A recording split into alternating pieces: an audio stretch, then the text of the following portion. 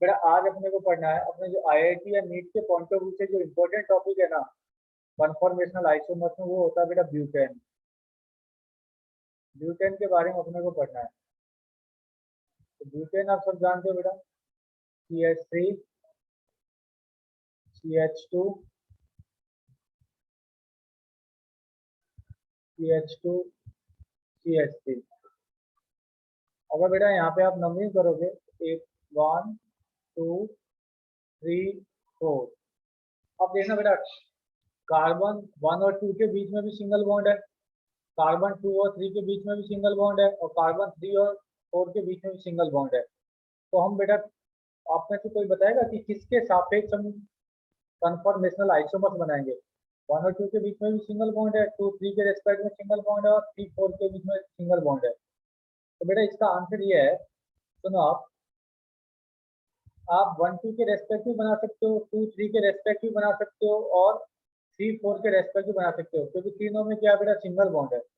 लेकिन जो conformational isomers बेटा हम बनाएंगे, वो हम बनाएंगे बेटा किसके रेस्पेक्ट में? 2 और 3 के रेस्पेक्ट में। उसके पीछे रीजन ये है, 1 2 के रेस्पेक्ट में भी हो जाएगा बेटा, और 3 4 के रेस्पेक्ट में भी हो जाएगा। लेकिन 1 2 और 3 4 के रेस्पेक्ट में जो बनेगा ना बेटा, उस केस में आपको सबसे अधिक स्थायी संरचना और सबसे कम स्थायी संरचना दोनों एक साथ नहीं मिलेगा। तो ब्यूटेन के अंदर जो कन्फॉर्मेशनल आइसोमर्स बनाते हैं, वो किसके सापेक्ष बनाते हैं बेटा? 2 3 के सापेक्ष। 2 3 के सापेक्ष क्यों बनाते हैं?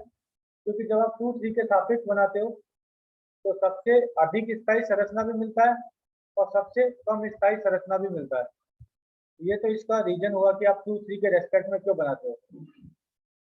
अब मान लो बेटा कार्बन नंबर जो 2 है ना, उसको आप फ्रंट वाला कार्बन मान लो, और कार्बन नंबर 3 है उसको आप बैक वाला कार्बन कंसिडर कर लो। तो यार बेटा देखना ऐसा बनेगा, अगर आप सामने से देख रहे हो तो ये मान लो कार्बन नंबर 2, इसके ऊपर एक मिथाइल लगा हुआ है। ये आपका पीछे वाला कार्बन नंबर 3, इसके ऊपर एक मिथाइल लगा हुआ है। ठीक है बेटा, अगर आप सामने से देख रहे हो, इस कार्बन के जस्ट पीछे ये वाला कार्बन होगा, मिथाइल के पीछे क्या होगा बेटा? मिथाइल। H के पीछे क्या है? H। और इस H के पीछे क्या है? H। इसका आपका स्ट्रक्चर कैसे बनेगा बेटा? देखना, अगर मैं फ्रंट वाला कार्बन कार्बन नंबर 2 को कंसीडर कर रहा हूँ,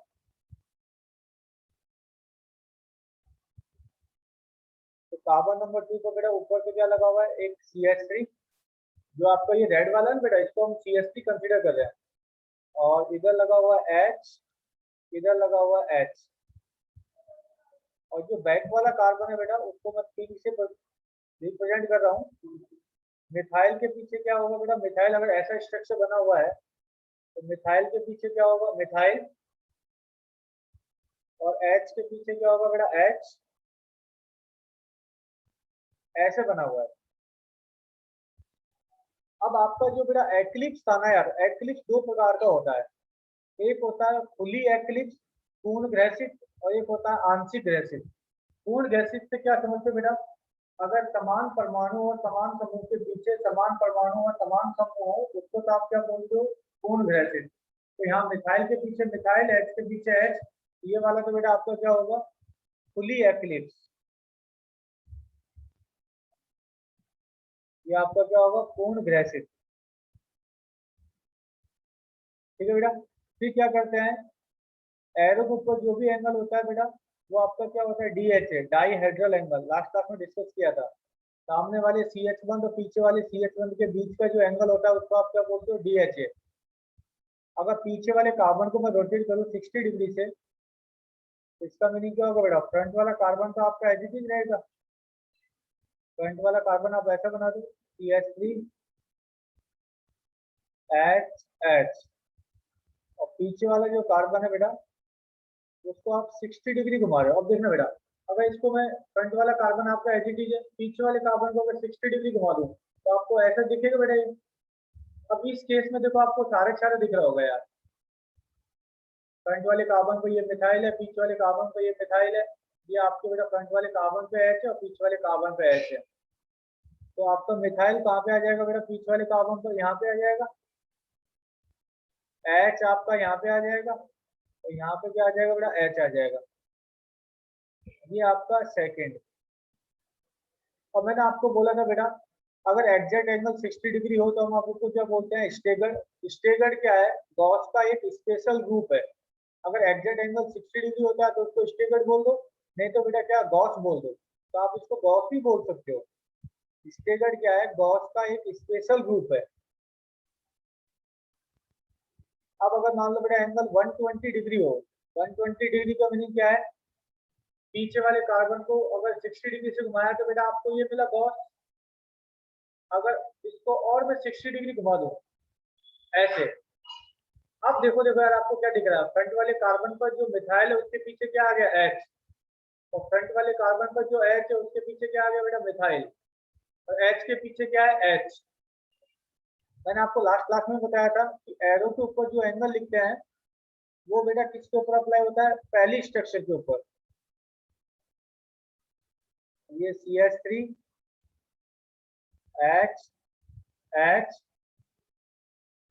पीछे वाले कार्बन को बेटा अगेन रोटेट कर दिया कितने डिग्री से, 60 डिग्री से। ये जो मिथाइल है ये कहा जाएगा बेटा, एच के पीछे आ जाएगा, इसके पीछे।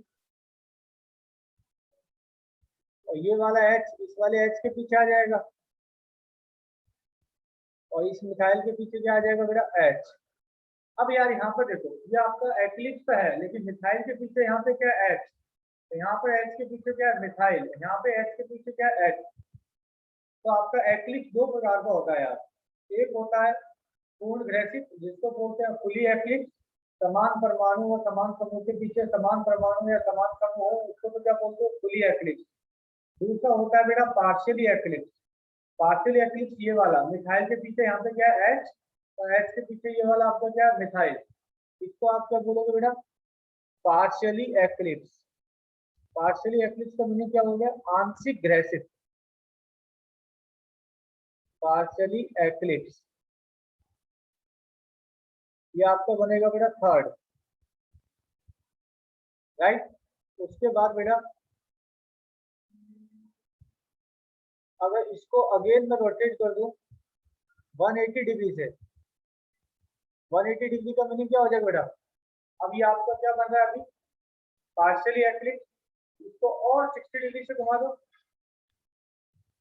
अगर इसको मैंने 60 डिग्री से घुमा दिया तब देखो यार ऐसा दिखेगा, फ्रंट वाले कार्बन पर मिथाइल ऊपर, पीछे वाले कार्बन पर मिथाइल नीचे। अब आपको सारा सारा दिख रहा होगा यार, देखना। ठीक है, फ्रंट वाले कार्बन पर मिथाइल ऊपर, पीछे वाले कार्बन पर मिथाइल नीचे, ऐसा बनेगा।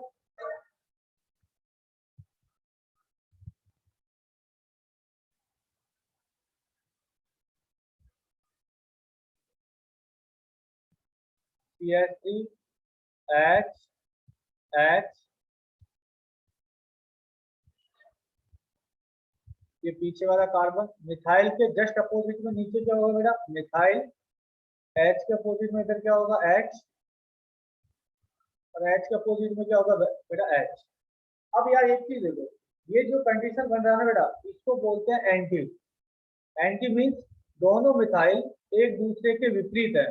फ्रंट वाले कार्बन पर मिथाइल अगर आपको ऊपर है, पीछे वाले कार्बन पर मिथाइल कहाँ है बेटा, नीचे है। और इस केस में दोनों मिथाइल के बीच में क्या होगा बेटा, अधिकतम दूरी होगा। ये एक ऐसा कंडीशन है जहां पर दोनों मिथाइल के बीच में क्या होगा बेटा, मैक्सिमम डिस्टेंस होगा। ठीक है, अगर मान लो बेटा अगेन मैं लिखता हूँ एंगल 240 नेक्स्ट पेज पर, फिर आपको बताओगे क्या बन जाएगा। अगर 240 तो मतलब एंटी जो बना है इसको मैं 60 डिग्री से और रोटेट कर दूं, तो आप में से कौन बताएगा कि नेक्स्ट वाला क्या बनने वाला बेटा।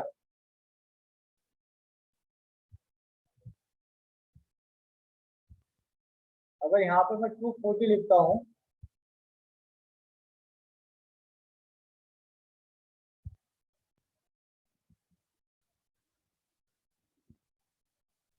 सर आंशिक ग्रसित। बिल्कुल सही है यार, अब क्या बन जाएगा, आंशिक ग्रसित बनेगा। तो फ्रंट वाला कार्बन का आप एडिटी कर दो ऐसे, यहाँ पे क्या है बेटा, मिथाइल। यहाँ पे क्या है आपका एच एच, तो पीछे वाले कार्बन बेटा आपका ये एडिटिव। एक बार आप बैक पेज देखो, अगर मैं 60 डिग्री रोटेट कर दूं फोर्थ वाले को, तो इस एच के पीछे क्या होगा बेटा, इस वाले एच के पीछे क्या आ जाएगा, मिथाइल। H के पीछे मिथाइल और ऊपर मिथाइल के पीछे H और H के पीछे H, तो ये आपका बनेगा, बिल्कुल सही बोला आपने, आंशिक रैखिक। ऐसा बन जाएगा यार, H के पीछे मिथाइल, मिथाइल के पीछे ऐसे H, ये ऐसे बन जाएगा बेटा। तो ये आपका बना फिफ्थ, जिसको आप क्या बोलोगे बेटा, आंशिक रैखिक, पार्शियली एक्लिप्स।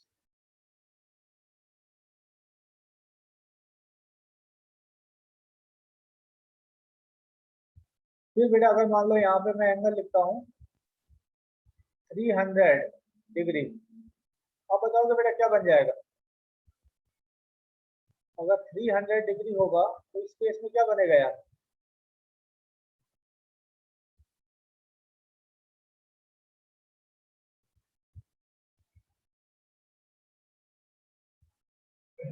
Sir Gauss. हाँ, गॉस बन जाएगा। Yes Gauss. सर। बिल्कुल सही बेटा, गॉस बन जाएगा। तो मैं गॉस बनाते हैं ऐसे, फ्रंट वाले कार्बन को तो एच रखते हैं,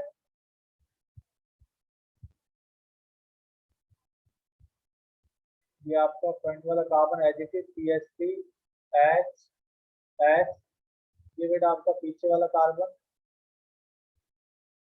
ये वाला मिथाइल यहाँ पे आ जाएगा, यहाँ पे क्या आ जाएगा बेटा H, यहाँ पे क्या आ जाएगा H, तो ये आपका 6 बनेगा, और ये आपका क्या बनेगा बेटा, गॉस। अगर बेटा यहाँ पे एंगल लिखता हूँ मैं 360 डिग्री,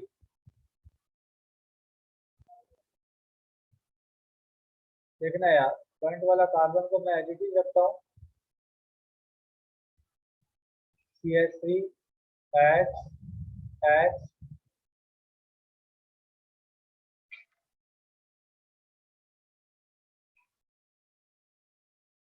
अगर मैं 6 को बेटा 60 डिग्री रोटेट करूंगा तो ये देखो, ये तो आपका क्या था एंटी, तो बेटा इसको 60 किया तो आपका ये क्या बन गया, पार्शियली एक्लिप्स, फिफ्थ वाला।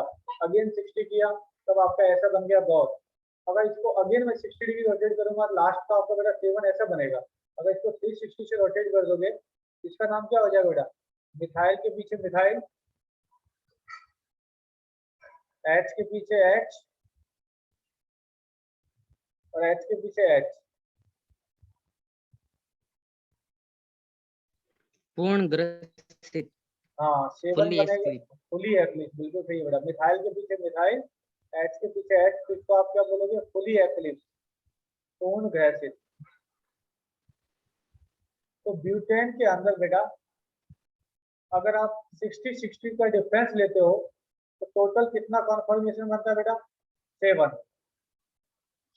अब 7 में से अगर आप देखोगे ध्यान से, फर्स्ट और 7, फर्स्ट वाला बेटा पूर्ण ग्रसित है और 7 वाला भी क्या पूर्ण ग्रसित है। फिर आप देखोगे बेटा सेकंड गॉस, सेकंड और 6 दोनों बेटा सेम है, एक दूसरे का मिरर इमेज है। अगर सेकंड के सामने आप मिरर लगाओगे तो बेटा आपका क्या बन जाएगा, 6 वाला बन जाएगा। सेकंड में मिथाइल राइट हैंड साइड में और 6 के अंदर बेटा मिथाइल कहाँ है, लेफ्ट हैंड साइड में। सेकंड और 6 सेम है। उसके बाद बेटा थर्ड भी पार्शियली एक्लिप्स है और फिफ्थ भी पार्शियली एक्लिप्स है और फोर्थ वाला बेटा आपका क्या, एंटी। अब आप मेरे को ये देख के बताओ बेटा, अब इस कंडीशन में ये क्या बन रहा है, फुली एक्लिप्स। तो इन दोनों मिथाइल मिथाइल के बीच में क्या होगा, वान डेर वाल स्टैंड होगा, वान डेर वाल विकृति होगा। लास्ट क्लास में डिस्कस किए थे ना यार, पास वाले कार्बन पर उपस्थित परमाणु या समूह के मध्य प्रतिकर्षण को क्या बोलते हो, वान डेर वाल विकृति। एच एच के बीच में उसको नगण्य मानते हैं, लेकिन मिथाइल और एच के बीच में होगा या मिथाइल मिथाइल के बीच में होगा। जब ये पूर्ण ग्रसित बनता है तो दोनों मिथाइल के बीच का दूरी बेटा ये है। और जब बेटा ये गॉस बनता है, जब ये दूरी मान लो आपका ये है, ये वाला दूरी है। जब ये पार्शियली एक्लिप्स बनता है तब आपका दूरी बेटा ये है। और जब ये एंटी बनता है, एंटी मीन्स सामने वाले कार्बन पर मिथाइल ऊपर और पीछे वाले कार्बन पर मिथाइल नीचे, इस कंडीशन पर दोनों मिथाइल के बीच का दूरी क्या होगा बेटा, सबसे ज्यादा होगा। तो आप बताओगे सबसे मोर स्टेबल कौन सा होगा इनमें से?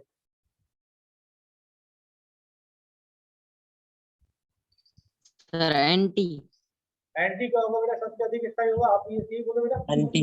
यस सर, एंटी हाँ होगा। सर। क्लियर बेटा, सबसे अधिक स्थायी क्या होगा, एंटी। उसके बाद गॉस, partially eclipse, नहीं third से नहीं यार, उसके बाद क्या होगा बेटा, पार्शियली एक्लिप्स में तो क्या होगा, गॉस। पार्शियली एक्लिप्स तो बेटा आपका ये होगा, तो यहाँ मिथाइल और H के बीच में तो वान डेर वाल स्टेन होगा ना, तो यहाँ तो yes sir, gauche sir second. Torsional विकृति भी होगा और यहाँ पर वान डेर वाल विकृति भी होगा। लेकिन जब आप गॉस बनाते हो तो ये वाला दूरी क्या होगा बेटा, ज्यादा हो जाएगा। तो सबसे अधिक स्थायी क्या होगा, एंटी, उसके बाद गॉस, गॉस, पार्शियली एक्लिप्स, फिर फुली एक्लिप्स। फुली एक्लिप्स क्या होगा, सबसे कम स्थायी होगा। कम क्या ये स्थायी बात होगा। कम, आपको समझ में आ रहा है बेटा, ये वाली बात? Yes sir. अगर बेटा मैं यहाँ पर स्टेबिलिटी का ऑर्डर लिखूं,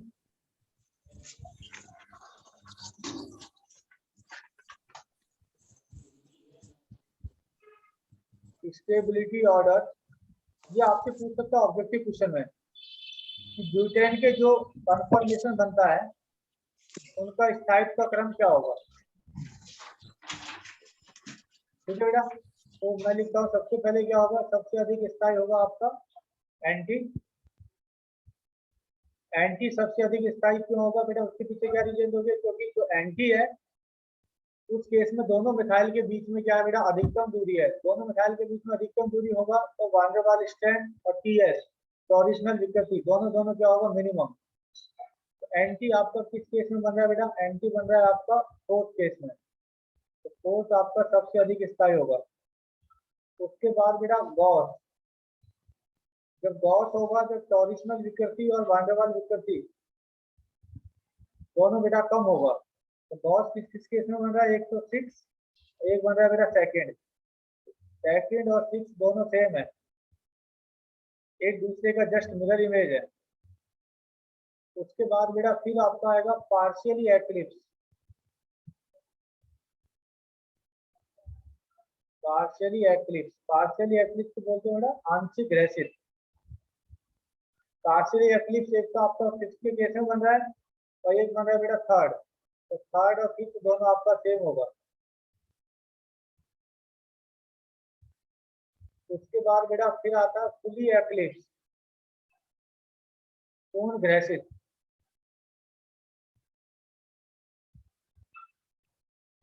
ये आपका बनेगा बेटा फर्स्ट और सेवंथ के केस में, फर्स्ट और सेवंथ बन रहा है बेटा, ये आपका क्या होगा, सबसे कम स्थायी।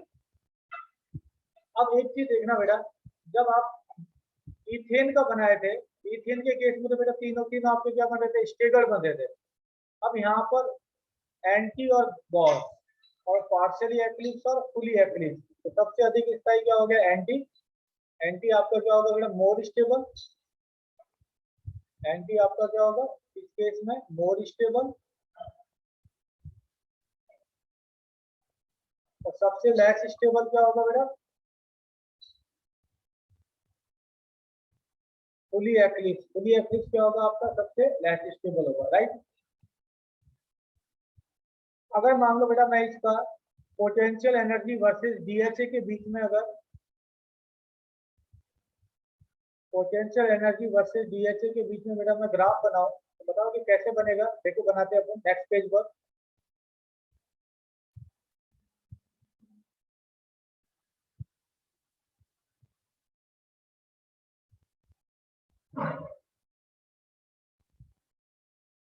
पोटेंशियल एनर्जी वर्सेस डीएचए, बेटा मैं यहाँ पर लिखता हूँ मैं वाई एक्सिस पर पोटेंशियल एनर्जी,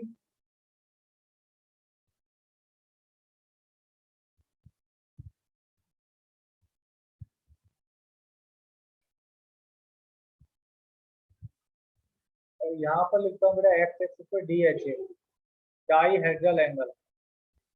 तो जब बेटा आपका 0 डिग्री एंगल होता है तब आपका क्या बनता है, partially eclipse, sorry fully eclipse. 0 degree पे बेटा आपका क्या बनता है, फुली एक्लिप्स। तो मैं कुछ लाइन लिख रहा हूँ बेटा, इनको आप ऑफिस से हटा सकते हो। और एक बनता है बेटा पार्शियली एक्लिप्स,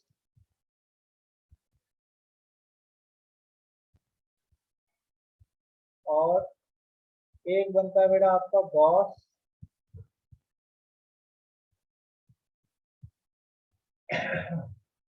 और एक बनता है बेटा आपका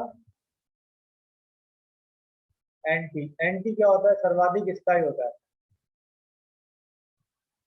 तो जब बेटा 0 डिग्री होगा तब आपका क्या बन रहा है? मान लो फर्स्ट बन रहा है, फुली एक्लिप्स। ठीक है बेटा। उसके बाद 60 डिग्री पे क्या बन रहा है बेटा? देख के बता, 60 डिग्री पे क्या बन रहा है? गॉस। 60 डिग्री पे अपना बन रहा है गॉस। तो गॉस आपका ये है बेटा, पहला आपका फुली एक्लिप्स, दूसरा क्या है? पार्शियली एक्लिप्स, और तीसरा वाला क्या बेटा? गॉस। तो 60 डिग्री पे आपका ये गॉस बन रहा है, ये 60 डिग्री पर। फिर बेटा 120 पे क्या बन रहा है? देखो 120 पे बन रहा है बेटा पार्शियली एक्लिप्स। फिर आप जाओगे पार्शियली एक्लिप्स, कौन सा वाला लाइन है? दूसरा वाला लाइन। ये आपका क्या होगा बेटा? फर्स्ट, ये सेकंड, ये थर्ड। ये आपका बन रहा है बेटा किसके ऊपर? 120 के ऊपर। फिर बेटा 180 पे क्या बन रहा है? देखना 180 पे बन रहा है आपका एंटी। एंटी क्या होगा? सर्वाधिक स्थायी। तो ये आपका आएगा बेटा सबसे नीचे, ऐसे। फिर देखना बेटा 180 के बाद 240 पे फिर क्या बन रहा है? Partially eclipse. पार्शियली एक्लिप्स ये आपका हो गया बेटा 180। 180 पे आपका बन रहा है anti. Fourth number partially eclipse. Partially eclipse पूरा कौन सा वाला लाइन है? दूसरा वाला लाइन ऊपर से, ये वाला। ये आपका बना फिफ्थ। फिर बेटा देखना 300 पे क्या बन रहा है? गॉस। गॉस वाला लाइन क्या है? ऊपर से थर्ड वन। ये आपका बना 6।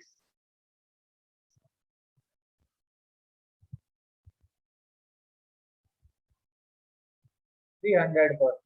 और 240 पे क्या बन रहा है बेटा आपका? Partial eclipse. फिर 360 पे क्या बन रहा है बेटा आपका? पूर्ण ग्रसित। ये आपका बन गया 7।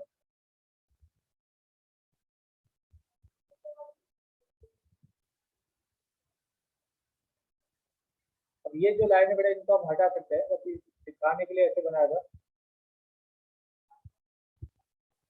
जैसे अपना डायग्राम थोड़ा सही बन जाए।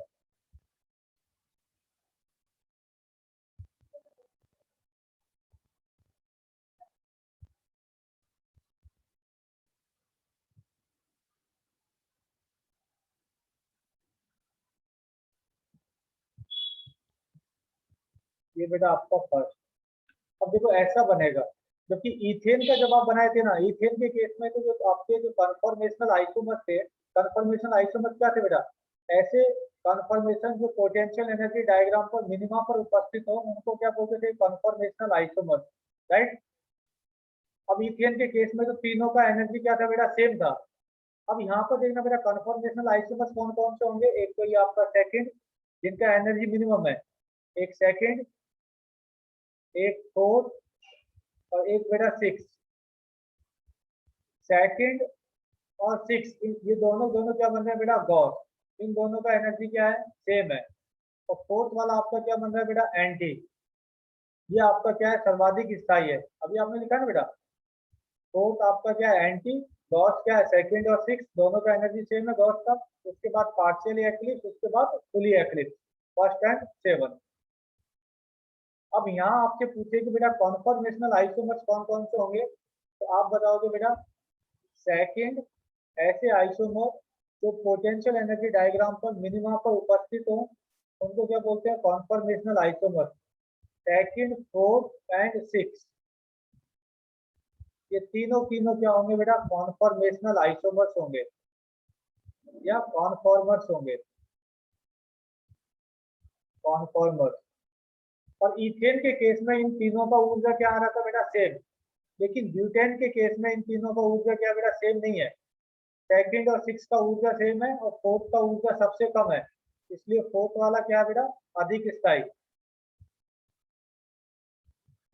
तो ये आपका बेटा ब्यूटेन के कॉन्फॉर्मेशन होता है, ठीक है। और जब भी आपको कोई भी कंपाउंड गिवन हो और आपको बोले बेटा कि उसके कॉन्फॉर्मेशनल आइसोमर्स बनाओ या कॉन्फॉर्मर्स बनाओ जो सर्वाधिक स्थायी हो, यही आपके क्या है बेटा, तीनों तीनों कॉन्फॉर्मेशनल आइसोमर्स सर्वाधिक स्थायी, ये तीनों तीनों। लेकिन ब्यूटेन के केस में तीनों का ऊर्जा बेटा अलग अलग है, और इन तीनों में से भी जो आपका एंटी होगा वो क्या होगा, सबसे अधिक स्थायी होगा। तो आपको एक तो उसका क्या बनाना है, एंटी बनाना है। सेकंड और सिक्स आपका क्या है बेटा, सेम है। सेकंड और सिक्स दोनों दोनों क्या है, गॉस। तो कोई भी आपको कंपाउंड दे तो एक तो आपको उसका क्या बनाना है बेटा, गॉस, और एक क्या बनाना है उसका, एंटी। और गॉस में आप उसको राइट हैंड साइड में लिख सकते हो या लेफ्ट हैंड साइड में लिख सकते हो। जैसे आपको इस टॉपिक पे क्वेश्चन कैसे देगा, एक तो बेटा ये ऑब्जेक्टिव क्वेश्चन याद रखना, ये वाला, इनका स्टेबिलिटी का ऑर्डर। ब्यूटेन के केस में आपसे ये स्टेबिलिटी ऑर्डर पूछ सकता है, ठीक है। एक तो आपको ये याद रखना है, स्टेबिलिटी ऑर्डर। दूसरा बेटा, इसके जो कॉन्फॉर्मेशनल आइसोमर्स या कॉन्फॉर्मर्स होते हैं, क्या उनका ऊर्जा समान होता है, नहीं होता है। सबसे अधिक स्थायी कौन सा होता है, एंटी। उसके बाद गॉस। तो दोनों गॉस क्या है बेटा, सेम है, एक दूसरे का क्या है, मिरर इमेज है। अब मैं नेक्स्ट पेज पे लिखता हूँ बेटा, इस टॉपिक से आपसे क्वेश्चन कैसे पूछेगा। तो क्वेश्चन आपके लिए ये होगा बेटा, क्वेश्चन की फॉर्म में लिखूं, दोनों लैंग्वेज में लिख देता हूँ। ज्यादा मोस्ट स्टेबल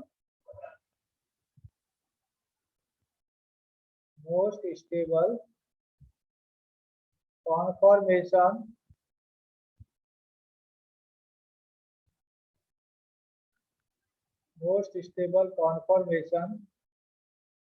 तो ईच, तो नीचे गिवन कंपाउंड है, प्रत्येक के सर्वाधिक स्थायी कॉन्फॉर्मेशन बनाओ। अब जैसे मान लो बेटा आपको ये गिवन है, एज ए एग्जाम्पल मान लो आपको ऐसा दे देता है, first example CH2 Cl CH2 Cl, ये तो आप सब जानते हो बेटा, 1,2 डाइक्लोरो इथेन। अब इस 1,2 डाइक्लोरो इथेन में से आप किसी एक को फ्रंट वाला कार्बन कंसीडर कर लेना, एक को बैक वाला कार्बन कंसीडर कर लेना। अब इसके आपको मोस्ट स्टेबल कन्फर्मेशन बनाना है, तो क्या करना है बेटा, या एक तो आपको इसका क्या बनाना है, एंटी, और एक क्या बनाना है, गॉस। तो देखो एक मैं आपको बना के बताता हूँ। अगर मान लो आपको ये दे रखा है, इन दोनों में से बेटा मान लो मैंने ये वाला फ्रंट वाला कार्बन कंसीडर किया है, तो पहले मैं बना रहा हूँ बेटा एंटी। ये वाला अगर आप फ्रंट वाला कार्बन कंसीडर किया है, तो फ्रंट वाले कार्बन को बेटा ऊपर लिख देना Cl और CH2 तो 2H ऐसे लिख देना, ये मान लो फ्रंट वाला कार्बन, ठीक है बेटा। और पीछे वाला कार्बन आपका ऐसा होगा, अगर मान लो आपको एंटी बनाना है, एंटी का मतलब फ्रंट वाले कार्बन पर Cl और पीछे वाले कार्बन पर Cl एक दूसरे के काम होना चाहिए विपरीत, ऐसे। ये तो कौन सा बन गया बेटा, इसका एंटी।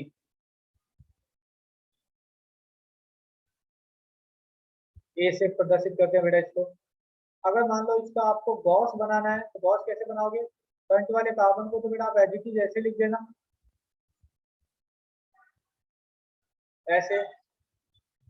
और गॉस को आप क्या बनाओगे बेटा, पीछे वाला कार्बन है उसके ऊपर Cl या तो आप राइट में लिख सकते हो या बेटा लेफ्ट में लिख सकते हो, यही होता है ना गॉस। या तो Cl को आप राइट में लिख दो, इसके जो फ्रंट वाले कार्बन पर जो Cl है, तो पीछे वाले कार्बन पर Cl फ्रंट वाले कार्बन के रेस्पेक्ट में या तो राइट में लिख दो या बेटा कहाँ लिख दो, लेफ्ट में। ये आपका क्या बन गया, गॉस, जिसको आप G से प्रदर्शित करते हो। तो यही आपके क्या बेटा, मोस्ट स्टेबल या अधिक स्थायी कन्फॉर्मेशन होगा किसके, 1,2 डाइक्लोरो इथेन के। अगर इन दोनों में से भी पूछे बेटा कि एक एंटी बन रहा है एक गॉस बन रहा है, तो इन दोनों में से भी अधिक स्थायी कौन सा होगा, इन दोनों में से बेटा अधिक स्थायी आपका एंटी होगा। क्यों, क्योंकि दोनों Cl के बीच में बेटा क्या है, अधिकतम दूरी है। इन दोनों में से भी अगर आपसे पूछे इन दोनों में से भी मोर स्टेबल कौन सा होगा, तो बेटा आपका कौन सा होगा, मोर स्टेबल गॉस और एंटी में से एंटी। इसके लिए बेटा सिंपल सा रूल है एक, अगर हाइड्रोजन बॉन्डिंग होता है तो गॉस अधिक स्थायी होता है, अगर हाइड्रोजन बॉन्डिंग नहीं होता है तो एंटी क्या होता है बेटा, अधिक स्थायी होता है। इसमें देखो आपको डाउट है क्या? फिर आपसे पूछ सकता है डाइपोल मोमेंट। डाइपोल मोमेंट जानते हो बेटा, द्विध्रुव आघूर्ण। अगर इन दोनों में से बताओगे आप में से कोई भी एक तो एंटी का डाइपोल मोमेंट कितना होगा आपको बताना है बेटा, जीरो या नॉन जीरो, और गॉस का डाइपोल मोमेंट कितना होगा आपको एग्जैक्ट वैल्यू नहीं बताना है, आपको ये बताना है जीरो या नॉन जीरो। सर फर्स्ट वाले का not is equal to zero sir. First वाले का ध्यान से देख, नहीं जीरो, सॉरी जीरो जीरो, और दूसरे वाले का नॉट जीरो। फर्स्ट वाले के केस में क्या होगा बेटा, ऐसे देखो, डाइपोल मोमेंट क्या है तुम्हारा, सदिश राशि है, तो less electronegative to more electronegative ऐसे प्रदर्शित करोगे। यहाँ पर बेटा कार्बन और Cl ऐसे प्रदर्शित करोगे। दो vector equal and opposite direction में है तो रिजल्टेंट कितना होगा बेटा, जीरो। समझ में आया? अब यहाँ पे बेटा क्या है, कार्बन और Cl, इसका दिशा आप ऐसे दोगे, इसका दिशा आप ऐसे दोगे।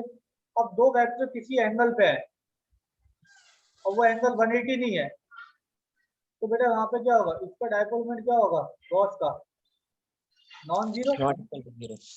आपको एग्जैक्ट वैल्यू नहीं बताना, आपको ये बताना है जीरो या नॉन जीरो। ऐसे आप बता सकते हो बेटा?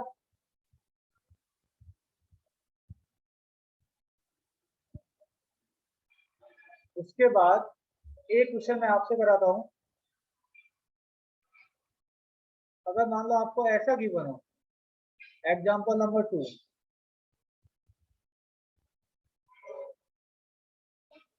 CH2F CH2F, मान लो ये दे रखा 1,2 डाइफ्लोरो इथेन, ज्यादा most stable conformation.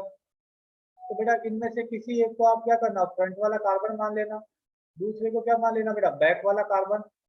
Most stable conformation बोला है तो या तो क्या बनाना है उसका बेटा, एक एंटी, या क्या बनाना, गॉस। तो मैं पहले क्या बनाता हूँ बेटा, ये फ्रंट वाला कार्बन कंसिडर कर रहा हूँ, इसको किसी एक को फ्रंट वाला कार्बन कंसिडर कर लेना। इसके ऊपर क्या लगा हुआ, FHH। ये बेटा पीछे वाला कार्बन, एक तो क्या बनाना, एंटी। एंटी मीन्स फ्रंट वाले कार्बन पे F और पीछे वाले कार्बन पे F, एक दूसरे के क्या होना चाहिए बेटा, विपरीत, ऐसे। ये तो इसका क्या बन गया, एंटी। दूसरा बेटा इसका गॉस बनाना है तो फ्रंट वाले कार्बन को आप एच लिख देना,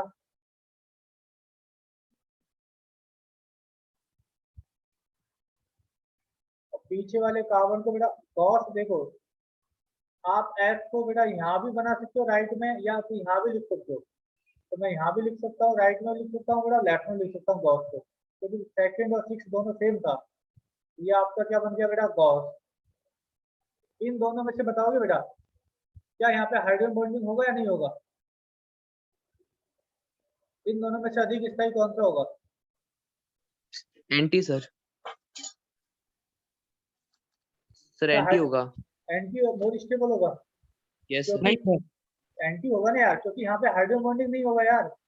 यस सर, हाइड्रोजन वही बॉन्डिंग तो, वहाँ पे, हाइड्रोजन बॉन्डिंग वहाँ पे होगा, वहाँ पर जिसके दोनों पास बॉन्ड हो सर, दोनों तरफ। हाँ अम्लीय HO, एसिडिक HO, समझना बेटा?